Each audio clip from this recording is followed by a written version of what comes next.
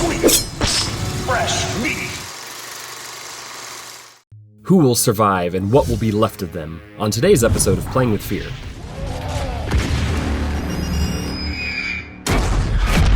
Welcome to JoBlo Horror Originals Playing with Fear, where we take a look at some of the landmark horror titles throughout the history of gaming. Today is another look at more of a character than a specific game. While some properties like Ghostbusters and Gremlins end up with many games made for many console generations, others get almost no love even if they would make for a good time. Most notably, slasher films and their villains get ignored almost completely. While Nightmare on Elm Street and Friday the 13th have multiple games and character appearances, their fellow masked men from Halloween and Texas Chain Saw Massacre have been mostly forgotten.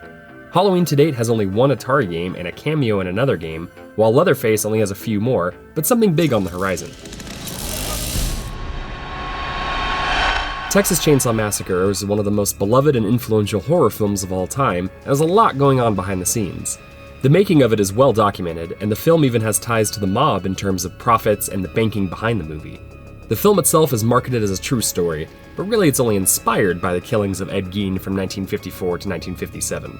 Well, the killings and some other really messed up stuff that was put more into focus in the Tobe Hooper and Kim Henkel film.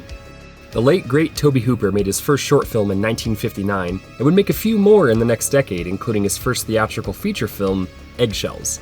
1974's The Texas Chain Saw Massacre would not only cement his place in history, but set him down a path to become an all-time horror director. Eaten Alive, Salem's Lot, The Funhouse, Poltergeist, Life Force, Texas Chain Saw Massacre 2, The Mangler, and 2 episodes of Masters of Horror. He made impactful works in parts of 4 decades before his death in 2017. There's a lot more in there that I didn't even mention.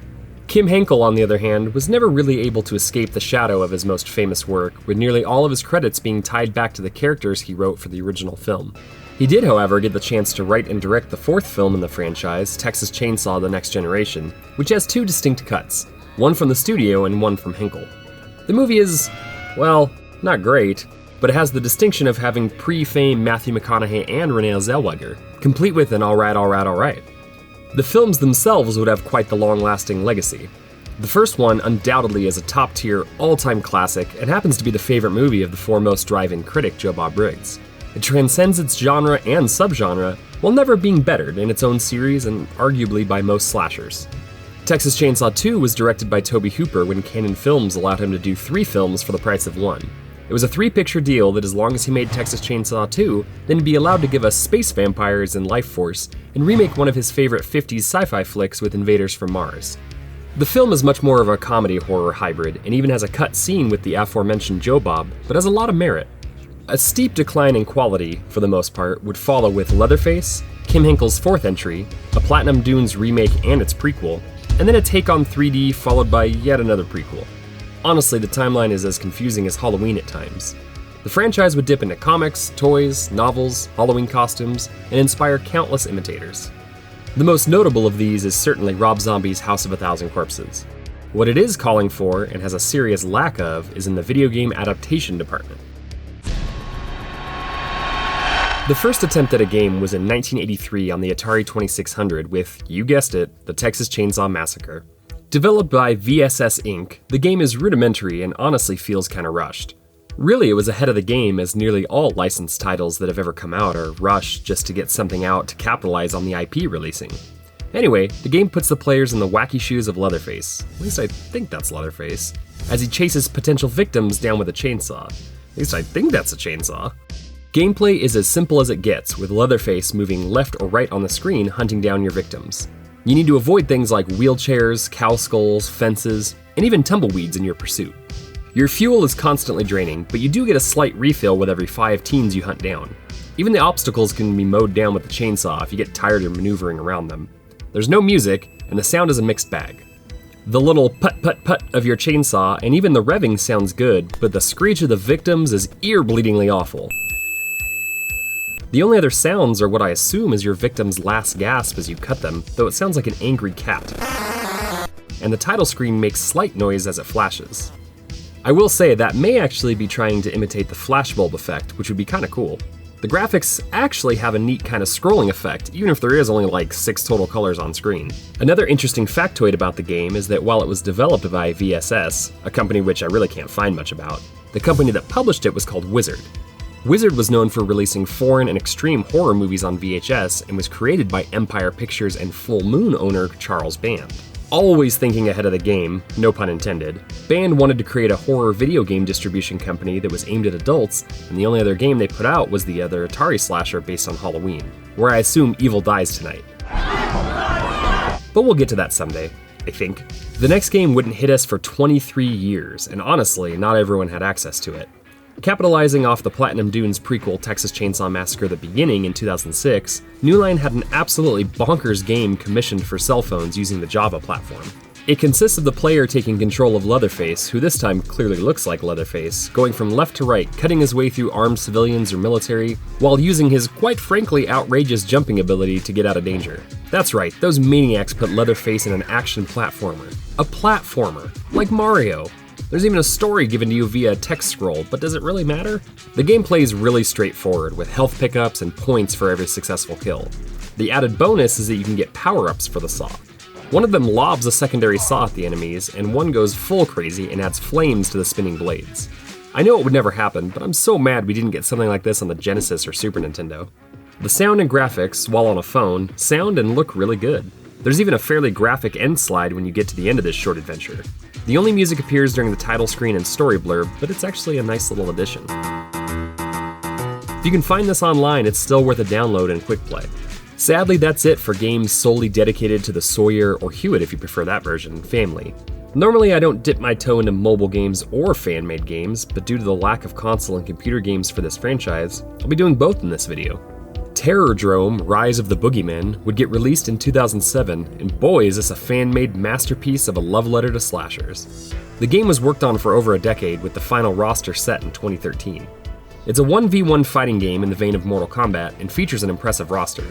Jason, Michael Myers, Ash Williams, and Leatherface were the first four available, and they were eventually followed up by Pinhead, Chucky, Ghostface, Freddy, Tallman from Phantasm, Matt Cordell from Maniac Cop, Candyman, Herbert West from Reanimator, and finally Pumpkinhead. This game certainly deserves its own episode, or at least a longer look, so for now we'll just cover the relevant Leatherface aspect of it. His character model looks a lot like the one from the original, with a slight mix of his remake iteration.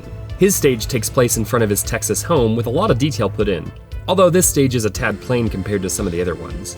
His final boss, if you play his story mode, is the Tall Man, and Leatherface is seeking revenge for the Tall Man and his minions killing off his family and taking him through the portal to be added to his undead Jawa army. The story is told with single-page comic slides, but honestly, that's more than you could expect from an indie game without any real resources behind it.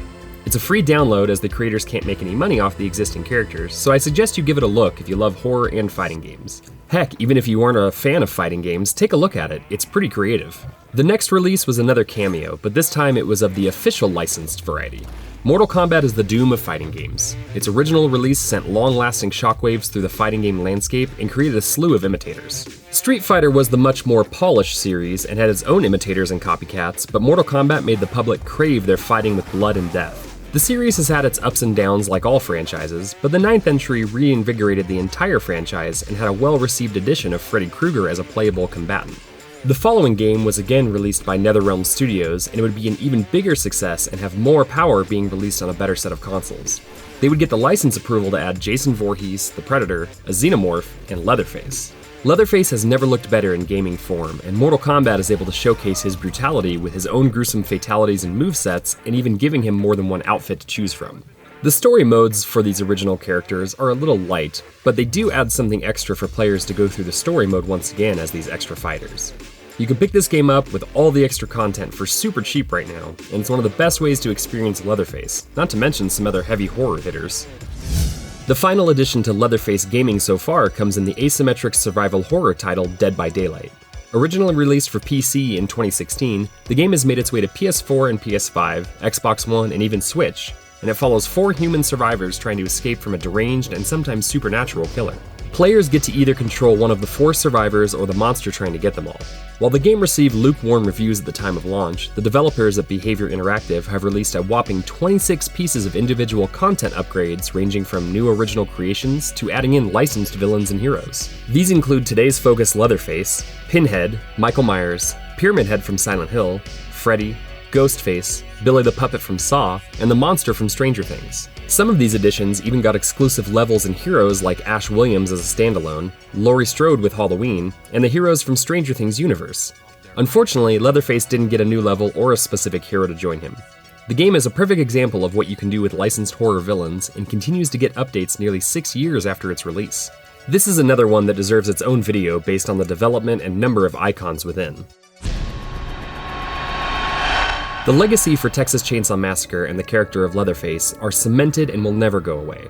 While the movies aren't always the best, they are all watchable for different reasons, and the terror that this character presents transcends even the dumbest of plots. Video game adaptations are obviously less plentiful and quite honestly less enjoyable, with one of the best being merely inspiring the crazy family and setting of 2017's Resident Evil 7.